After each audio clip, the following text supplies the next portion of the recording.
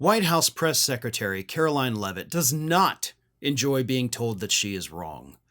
And unlike most people who, when they get new information and realize they were wrong, will develop a new opinion or change the way they speak about something, Karoline Leavitt is quite literally the opposite. If you tell her she is wrong about something, if you educate her about what the truth is, she will double down on her false belief because that is apparently what she does. And this week, we saw a reporter from the Associated Press ask her about Donald Trump's tariffs, like, why is he raising taxes on us? And Karoline Leavitt, for the life of her, could not understand what the reporter was saying. So here is that exchange. Karoline Leavitt getting super annoyed, basically stunned that this reporter had the audacity to explain to her how things actually work and that she was lying. Take a look.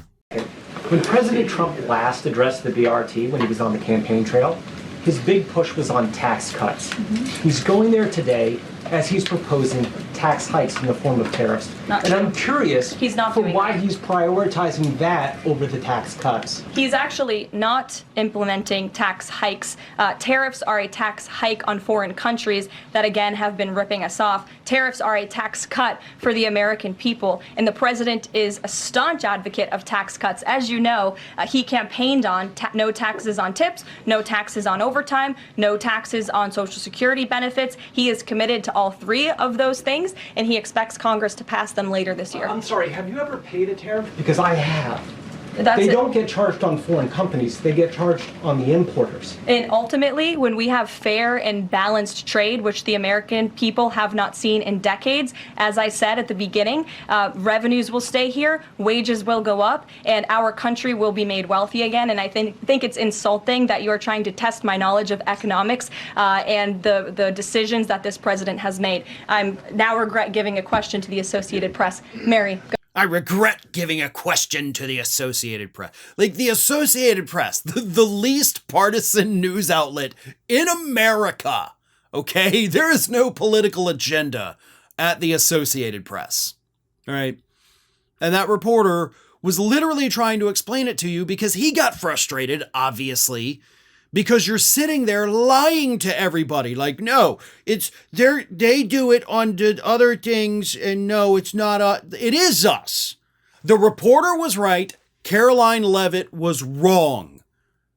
And I think, obviously, intentionally wrong.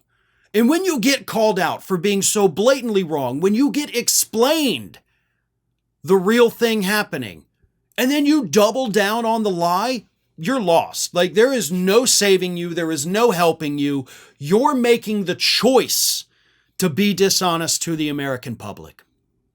And after this embarrassing event happened for Karoline Leavitt, she did what every good Republican does and ran crying to Sean Hannity on Fox News. They were so mean to me, Shawnee. You wouldn't believe it. So Sean Hannity, in an effort to make Karoline Leavitt look better, decided to air that clip that I just showed you, except one part. You see, Sean Hannity did not air the entire clip that I just showed you.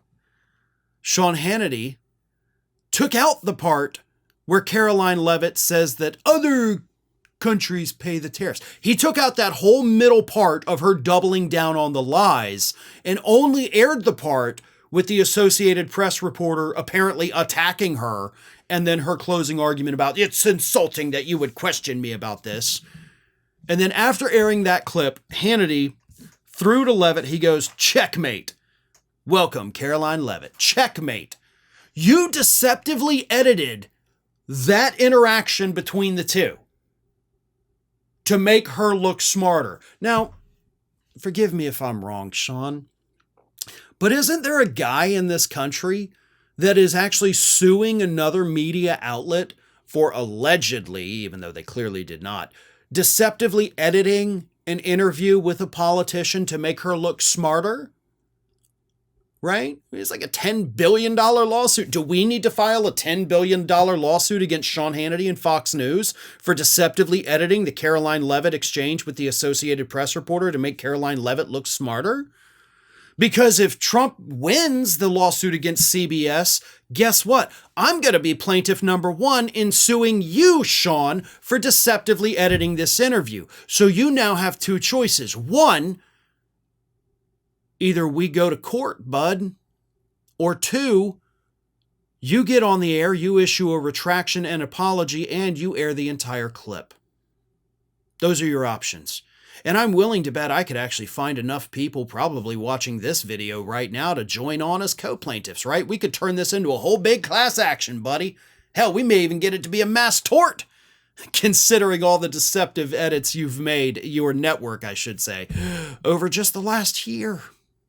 So that's up to you, Sean. Oh, and by the way, speaking of Fox News, something funny actually did happen because Fox News did run Karoline Leavitt's little back and forth with this reporter live as it happened. Okay. So at one point, the network did show the whole thing. And while that was happening, while Karoline Leavitt was out there, not necessarily during that part, but talking about, hey, the economy's going to do great, Trump's making some great decisions, they had a real-time stock ticker on the bottom of the screen. And the stock ticker, as she was bragging about how great the economy is, dropped 721 points. I don't know if you've ever seen the movie Fun with Dick and Jane with Jim Carrey. There's literally a moment like that in that movie towards the beginning. You know, he was chosen by the company, go out there, tell everybody it's fine. And he's on the news and he's talking and they have the stock ticker showing the company's stock diving as he's trying to tell you how great the company's doing. And Fox News literally did that with Karoline Leavitt this week. Here, she was in the middle. This is what she was saying at the time. When it comes to the stock market, the numbers we see today and the numbers we saw yesterday and the numbers we will see tomorrow are a snapshot of a moment in time. And as President Trump has said, and I'm here to echo the remarks of this president of this White House, we're in a period of economic transition. We're in a period of transition from the mess that was created under Joe Biden and the previous administration. And a 721-point drop happened while she was saying those words. And Fox News had it right there on the screen. And then, of course, later in the day, Sean Hannity goes, deceptively edits that clip of her to make her look like she's some kind of economic super genius, and the guy from the Associated Press was just a big old bully. Did you know that you might be missing out on wonderful content from me? I mean, you're here already because clearly you like what you see. So if you're not already, please do subscribe to the channel. Make sure you like the video, share them with your friends and family, but also follow me across the rest of the social media world. And it's not that hard to do. Whether it's X or Twitter, whatever you want to call it, Facebook, Instagram, TikTok, Threads, on every one of those platforms, you can find me at the username @FarronBalanced. Simple enough, right? So get on it. And if you don't feel like going to each one of those outlets individually, lucky for you, we have links in the description of this video to take you right to my pages across all of social media. So don't miss a minute.